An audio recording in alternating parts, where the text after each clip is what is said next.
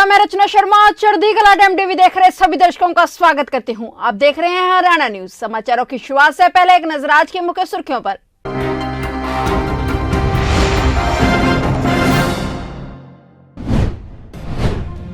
आम आदमी के लिए हरियाणा सरकार का बड़ा कदम, 22 और गंभीर बीमारियां राहत कोष में शामिल। मुख्यमंत्री मनोहर लाल ने पोर्टल किया लॉन्च।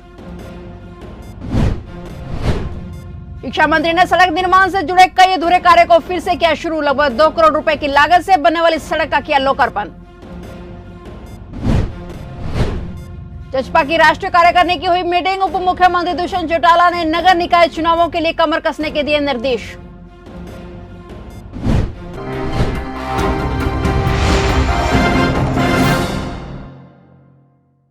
और अब समाचार विस्तार से। हरियाणा सरकार ने लोगों को बेहतरीन स्वास्थ्य सेवाएं उपलब्ध करवाने की कड़ी में एक और कदम बढ़ाते हुए मुख्यमंत्री राहत कोष के तहत चिकित्सा आधार पर वित्तीय सहायता प्राप्त करने वालों की सुविधा के लिए एक पोर्टल लॉन्च किया। इससे यह प्रक्रिया और अधिक आसान हो जाएगी। मुख्यमंत्री मनोहर लाल ने कहा कि अब आवेदक अपनी पीपीपी आईडी के माध्यम से सरल पोर्टल पर आवेदन कर सकते हैं। इस प्रक्रिया को पूर्ण करने के लिए आवेदकों को अपने चिकित्सा बिल, ओपीडी बिल आदि जैसे अन्य संबंधित दस्तावेजों को अपलोड कर मुख्यमंत्री राहत कोष से चिकित्सा आधार पर वित्तीय सहायता के लिए आवेदन कर सकते हैं। मुख्यमंत्री मनोहर लाल ने 22 और गंभीर बीमारियों के मुख्यमंत्री राहत कोष में शामिल करने का भी ऐलान कर दिया है।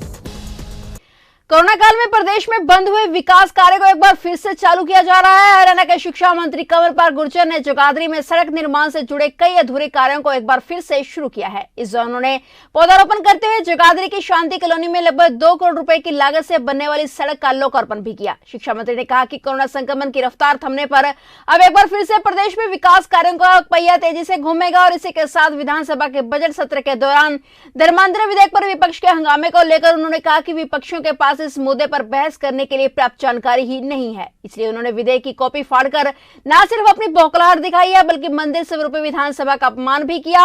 उन्होंने कहा कि विपक्ष के रवैये को देखकर विधानसभा अध्यक्ष ने उन्हें नोटिस देकर मौजूदा सेशन से बाहर रहने के आदेश जारी किए हैं। इसी के साथ जब उनसे बजट सत्र के दौरान शिक्षा को लेकर होने वाली घोषणाओं के बारे में सवाल पूछा गया तो उन्होंने कहा कि हरियाणा का बजट बनाने के पहले न सिर्फ सभी पार्टियों के विधायकों से बात की जाती है बल्कि इसके लिए आमजन की राय भी ली जाती है।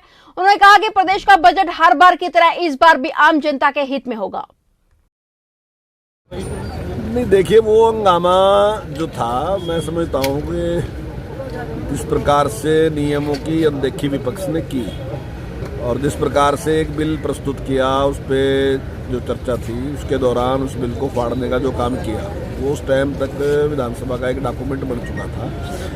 जिस प्रकार से उसको फाड़ के जो अमर्यादित व्यवहार हमारे बहुत ही सीनियर मेंबर हैं जो उन्होंने किया तो उसके खिलाफ माननीय अध्यक्ष जी ने उस पर नोटिस दिया और उनको इस सेशन के लिए पूरे टाइम के लिए निलंबित करने का आदेश उन्होंने दिया। सर इसमें हालांकि अध्यक्ष जी नहीं चाहते थे कि उसको निलंबित किया जाए या सेशन से निकाला जाए, हाउस से निकाला जाए। उन्होंने उसके बाद भी उन्होंने कहा कि भाई अगर वो अपने आचरण पे खेद व्यक्त करते हैं तो ये जो निर्णय लिया इसको वापस लिया जा सकता है। लेकिन क्योंकि उन्होंने उस पर कोई खेद व्यक्त नहीं किया बल्कि खेद व्यक्त करने की जगह उनकी सारी पूरी पार्टी ने उसके पक्ष में बोलना शुरू कर दिया। तो जिस प्रकार का वो व्यवहार था वो गलत व्यवहार था।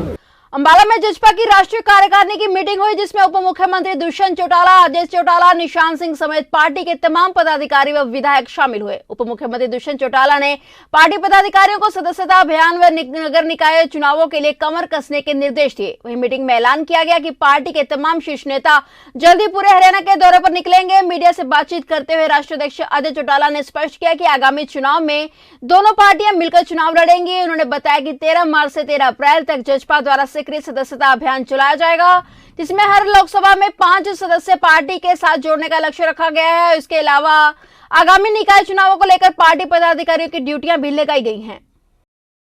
एक आदमी क्या बोलता है, मेरी पार्टी का क्या बोलता है, भाजपा का क्या बोलता है, ये मायने नहीं रखता।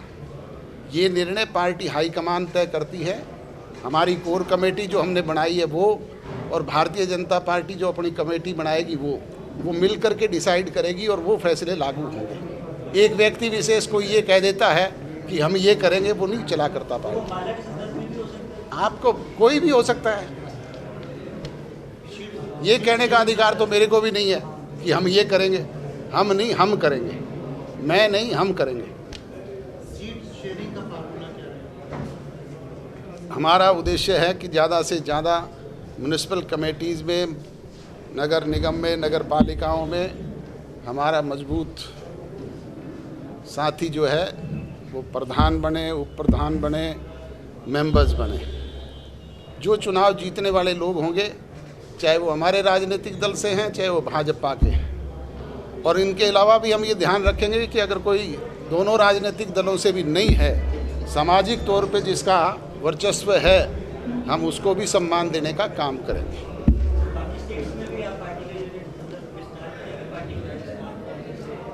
मैंने अपना बताया ना कि मेंबरशिप के जरिए अपने संगठन को गांव-गांव तक, शहर के वार्ड स्तर तक लेकर के जाएंगे और निकट भविष्य में जो म्युनिसिपल कॉरपोरेशन के, नगर निगम के चुनाव होने जा रहे हैं, उनमें भी ज़्यादा से ज़्यादा लोगों को अपने साथ जोड़ने का काम करें।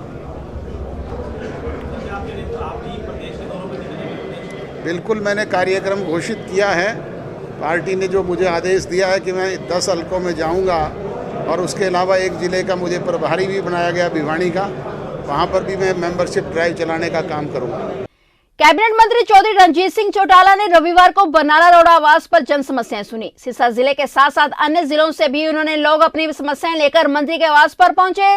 बिजली पानी में पुलिस से संबंधित शिकायतों का उन्होंने त्वरित अधिकारियों को फोन कर समाधान करने के निर्देश दिए। इसके बाद कैबिनेट मंत्री मीडिया से रूबरू हुए। मीडिया से बातचीत में कैबिनेट मंत्री चौधरी रणजीत सिंह चौटाला ने कहा कि इस बार प्रदेश का बजट नया होगा, हर वर्ग के लिए हितकारी बजट पेश होगा। वहीं जेलों में सुधार को लेकर पूछे गए सवाल के जवाब में उन्होंने कहा कि हिसार में नई जेल बनेगी। पहले वाली जेल काफी पुरानी है और कमरों की स्थिति ठीक नहीं है। कल उन्होंने खुद निरीक्षण किया था। नई जेल के निर्माण के लिए जमीन देखने की प्रक्रिया शुरू कर दी गई है। जमीन निर्धारित होते ही हुए निर्माण शुरू करवाया जाएगा। इसके बाद पुरानी जेल की जगह पर सरकार कॉम्प्लेक्स बनाएगी। अभी पिछले दिनों में एक मीटिंग हुई थी जिसमें माननीय मुख्यमंत्री जी भी थे। कभी नहीं बैठते हुए ऐसी मीटिंग में। एक वर्कशॉप थी जिसमें सारे स्टूडेंट थे, मैं था, हमारे होम सेक्रेटरी थे, हमारे डीजीपी मेन थे, हमारे डीजीपी इसके जेल थे और सबसे ज़्यादा के डीजीपी तिहाड़ जेल के भी थे। हम चाह रहे थे जैसे पावर डिपार्टमेंट में, मेरी इच्छा थी कि जेल मंत्रालय में बहुत बड़ी तब्दीली करें। कुछ चीज़ें हमने करी, उसमें सीएम साहब का ये था, उनका ये भी कहना था कि जो जेलें पुरानी होगी उनकी जगह करो। तो हिसार जेल का खास करके उल्लेख था। हिसार नंबर 1 है, बहुत पुरानी जेल होगी, 57 की बनी है। कल मैंने विजिट करा था, देखी थी जेल को, काफ़ी कमरों की हालत ठीक नहीं है। नई जेल बनाने का एक प्रपोजल दिया है। अभी बहुत लोग ज़मीनें बेचेंगे, उसके बाद ठीक देखेंगे कौन सा एरिया, लोकेशन देखी जाएगी, रोड देखा जाएगा और शहर के नज़दीक ही है वो देखा जाएगा। जब वो हमारी जेल तैयार होगी तो फिर इसको गवर्नमेंट है अपना कहाँ करे, इसमें वो कमर्शियल बनाए कि हज़ारों करोड़ की प्रॉपर्टी है, सरकार तय करेगी। हरियाणा के खेल एवं युवा मामले मंत्री सरदार संदीप सिंह ने कहा है कि व्यापारियों को सुविधाएं उपलब्ध करवाने के लिए सरकार लगातार प्रयास कर रही है। जल्द पेश होने वाले हरियाणा सरकार के बजट में भी व्यापार को बढ़ावा देने के लिए मुख्यमंत्री मनोहर लाल द्वारा कई अहम निर्णय लिए जाएंगे, जिनमें पूरे प्रदेश के व्यापारी वर्ग को लाभ होगा। खेल मंत्री संदीप सिंह अनाज मंडी में व्यापारियों द्वारा आयोजित कार्यक्रमों में डोर टू डोर भाग ले रहे थे। इस अवसर पर उन्होंने व्यापारियों की समस्याएं सुनकर उनके निवारण के लिए भी संबंधित विभागों को निर्देश दिए। खेल मंत्री संदीप सिंह ने कहा कि अनाज मंडी के सिस्टम को पारदर्शी बनाने के लिए सरकार ने ऑनलाइन सेवाएं व्यापारियों को दी हैं, जिससे वे अपनी दुकान पर बैठकर ही रजिस्ट्रेशन व गेट पास जैसी सुविधा का लाभ उठा सकते हैं। इसके साथ ही मेरी फसल मेरा ब्यौरा पोर्टल पर करके शुरुआत करके सरकार ने किसानों को भी फायदा पहुंचाया है। मेरी फसल मेरा ब्यौरा पोर्टल पर सरकार के सभी फसलों का विस्तृत जानकारी प्राप्त होगी, जिसके चलते सरकार समय रहते इन फसलों की खरीद और उनके रखरखाव का प्रबंध करने के साथ साथ समय पर भुगतान भी सुनिश्चित कर सकेगी।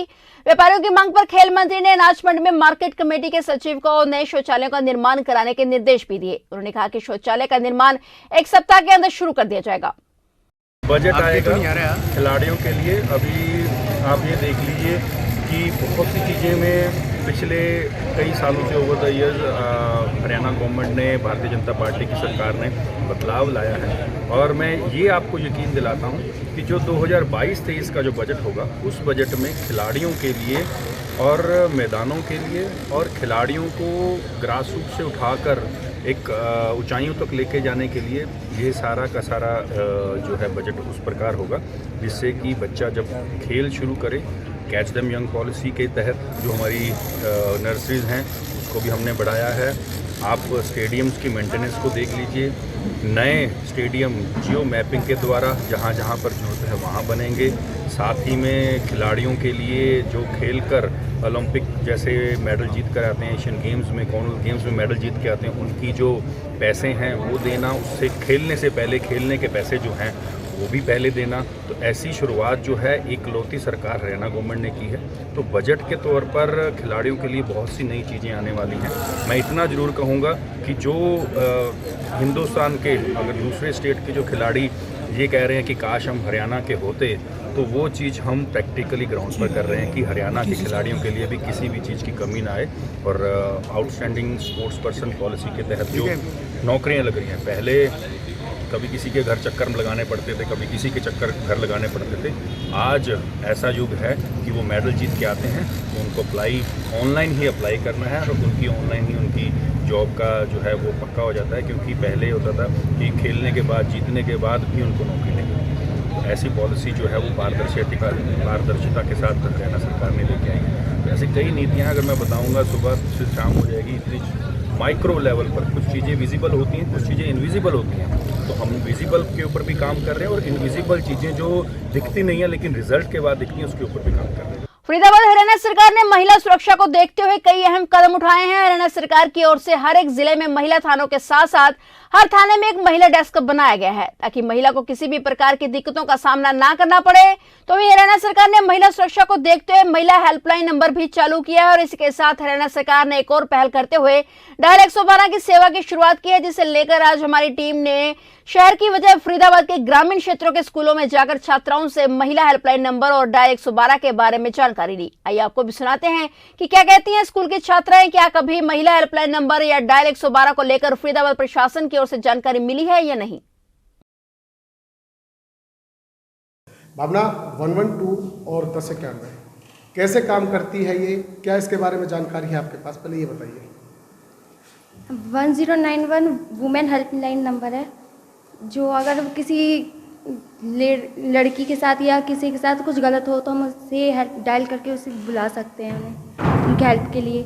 और 112 पुलिस हेल्पलाइन नंबर है, अगर किसी के साथ भी छोटे बड़े या किसी के साथ भी कुछ गलत हो तो हम उसे डायल करके उन्हें बुला सकते हैं। इतनी सारी जानकारी आपको कैसे मिली, कहाँ से मिली, किसने आपको ये जानकारी मुहैया कराई, क्या इसके बारे में बताएंगे? हम जब 8th क्लास में थे तब बताई थी, अब उनका ट्रांसफ़र हो चुका है। टीचर ने बताया? हाँ जी। उत्तर प्रदेश में 7वें और अंतिम चरण के मतदान से ठीक पहले भारतीय किसान यूनियन के राष्ट्रीय प्रवक्ता राकेश टिकैत ने भारतीय जनता पार्टी पर निशाना साधते हुए मतगणना में बड़ी गड़बड़ी होने के तरफ इशारा कर दिया है। उन्होंने विपक्षी पार्टियों के कार्यकर्ताओं से मतगणना को लेकर सजग रहने की बात कही। दरअसल टिकैत कल यमुनानगर जिले के कस्बे रादौर के गांव कांजनी पहुंचे थे। यहाँ किसानों ने टिकैत का फूल मालाओं के साथ जोरदार स्वागत किया। उत्तर प्रदेश चुनावों के सवाल पर उन्होंने कहा कि यूपी की मौजूदा सरकार को लोगों की नाराजगी के चलते चुनावी नतीजों से इसका खमियाजा भुगतना पड़ेगा। उन्होंने कहा कि इन चुनावों में भाजपा को नुकसान होना तय है, लेकिन इस समय उन्होंने अप्रत्यक्ष रूप से ही नहीं सही लेकिन योगी सरकार पर मतगणना में गड़बड़ी करने के आरोप भी मढ़ दिए हैं। उन्होंने कहा कि यूपी के पंचायत चुनावों की तरह इन चुनावों में भी मतगणना में गड़बड़ी हो सकती है, इसलिए उन्हें तमाम विपक्षी पार्टियों के कार्यकर्ताओं को मतगणना को लेकर चौकन्ने रहने की सलाह दी। उन्होंने कहा कि सभी कार्यकर्ता पूरी तैयारी के साथ 9 मार्च को ही मतदान केंद्रों पर पहुंच जाएं और वोटों की गिनती को लेकर पहरेदारी बनाकर रखें। यूपी चुनाव में इनको नुकसान तो होगा, जनता नाराज तो है इनसे। अब कितना रहेगा तो ये तो नहीं कह सकते। अपनी गिनती ठीक करवा लो लोग, अपनी 2 दिन अपनी पहरेदारी रखे ठीक, तो कुछ मामला ठीक हो जाएगा। अगर पहरेदारी ढिल्ली होगी तो ये चोरी करेंगे। इन्होंने जिला पंचायत में ऐसे ही करा है तो ये चोरी करेंगे, क्योंकि चोर को एक बार रास्ता मिलेगा कि मुझे कहाँ से चोरी करनी है, तो उसी रास्ते से दोबारा आएगा। तो उसकी पहरेदारी पक्की रखे अपनी। 9 तारीख में ही अपना चले जाएं लोग, ट्रैक्टर लेकर जाएं, उसमें अपना सामान पमान भी रख कर ले जाइए, कंबल लत्ता खाने पीने का सामान ज्ञान दे, ये सब चीज़ें लेकर जाइए वहाँ पे। भाई सरकार एक काम नहीं करेगी तो आंदोलन तो होगा। हम तो पूरे देश में जा रहे हैं। 2022 का जो साल है ये संगठनों को मजबूत करने का है, अपनी बात का आदान प्रदान करने का है, लोगों से मेल मिलाप का है। तो अभी तो ये काम भी है, ये काम भी करना है। और आंदोलन कब, कहाँ, स्थान, समय क्या होगा सरकार नहीं बातचीत होगी तो आंदोलन तो देश की जनता युवा करेंगे इस आंदोलन। खुराना रोड अम्बेडकर भवन कैथल में चमार महासभा हरियाणा प्रदेश जिला कैथल की मीटिंग हुई, जिसमें समाज की सभी गणमान्य साथियों द्वारा भाग लिया गया। मीटिंग की अध्यक्षता महेंद्र सिंह धानिया द्वारा की गई व मंच संचालन सभा के वरिष्ठ उप प्रधान चांदीराम रंगा द्वारा किया गया। सभा में समाज के सभी गणमान्य व्यक्तियों द्वारा अपने अपने विचार रखे गए व समाज के अंदर हो रही सामाजिक बुराइयों व सरकार की समाज विरोधी गलत नीतियों पर विचार विमर्श किया गया। उन्होंने कहा कि आज का मुख्य विषय अनुसूचित जाति वर्ग को एक सोची समझी रणनीति के तहत सरकार द्वारा विभाजित करने की योजना व एससी और डीएससी वर्ग में बांटने की स्थिति के नीति के ऊपर रखा गया था। उन्होंने कहा कि चमार महासभा हरियाणा प्रदेश इसके लिए समस्त हरियाणा प्रदेश में एक आंदोलन की रूपरेखा जल्द ही तैयार करेगी। हमारे भाईचारे को खंडित करने की सरकार के मंसूबे को सफल नहीं होने दिया जाएगा। इस विषय पर सभी साथियों द्वारा सहमति जताएगी और सुझाव दिया गया कि निकट भविष्य में जल्द ही दोबारा से सभा की मीटिंग बुलाकर इस बारे में सरकार को ज्ञापन देने का कार्य किया जाएगा। आज चमार महासभा कैथल इकाई की मीटिंग जो हुई है उसकी अध्यक्षता हमारे रिटायर्ड नायब तहसीलदार धानिया साहब ने की। हमारे प्रधान राजपाल जी महोदय की प्रेजेंस में हुई है। हमारा आज का मुख्य एजेंडा था संविधान के साथ छेड़छाड़। बीजेपी गवर्नमेंट समय समय पर हमारे संविधान के साथ छेड़छाड़ करती आ रही है। उसके अंदर रिजर्वेशन का मुद्दा भी है। बीजेपी गवर्नमेंट का मुख्य मुद्दा यही है कि किसी भी तरह से रिजर्वेशन को ख़त्म किया जाए। जैसे पूरा पहले टाइम में एससी की A-B कैटेगरी हुई थी, अब टाइम में एक एससी एक डीएससी दो कैटेगरी इन्होंने बनाई है, जिसमें एजुकेशन में लागू हो चुकी है। उसका 15 मई 2020 को आदेश जारी हो चुका है। तो एजुकेशन में लागू करने के बाद तो बीजेपी का एक नया एजेंडा शुरू है कि इसको सरकारी नौकरियों में भी लागू किया जाए। कुछ लोगों को अपने चंगुल में लेके भड़का के उनसे इसके लिए भाषणबाजी कराई जा रही है, ज्ञापन दिलाए जा रहे हैं। तो ये संविधान के साथ निरापुरी छेड़छाड़ है। तो इसी मुद्दे पे ये में एजेंडे लेकर हमारी आज मीटिंग हुई है चमार महासभा कैथल की। इस मीटिंग में फैसला लिया गया है कि अभी हम सिर्फ आज इस पे मंथन करके एक प्रेस के अंदर हम इसका प्रेस के अंदर न्यूज़ देंगे। इसके बाद अगर गवर्नमेंट ने इस न्यूज़ के ऊपर अमल करते हुए कार्रवाई की नहीं की तो फिर हमारा अगला कदम होगा ज्ञापन देना। फिर भी अगर कार्रवाई नहीं हुई तो प्रदेश लेवल पे एक बहुत बड़ा आंदोलन हो सकता है चमार महासभा की तरफ से।